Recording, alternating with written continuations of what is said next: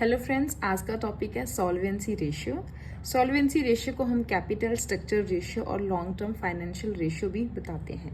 ये रेशियो हमें रिलेशन बताती है कि हमारा हमारा बिजनेस कंसर्न है उसका एसेट्स के साथ और डेट के साथ क्या रिलेशन है। ठीक है जी।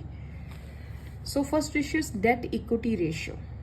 डेट इक्विटी रेशियो का फॉर्मूला है लॉन्ग टर्म डेट को हम डिवाइड करेंगे इक्विटी और ऑनर्स कैपिटल से। ठीक है जी। फर्स्ट है debt equity ratio, debt upon equity. Second is funded debt to total capital ratio. Funded debt को हम लॉन्ग टर्म डेट बोलते हैं डिवाइडेड बाय टोटल कैपिटल। अब टोटल कैपिटल क्या होता है? Net worth plus long term debts. ठीक है जी। फर्स्ट थी हमारे पास डेट इक्विटी रेशियो जिसका फॉर्मूला था डेट अपॉन इक्विटी। सेकेंड है हमारे पास funded debt to total capital ratio, formula है long term date upon total capital. Third है जी हमारे पास सॉल्वेंसी रेशियो। सॉल्वेंसी रेशियो का फॉर्मूला है total debts upon total assets.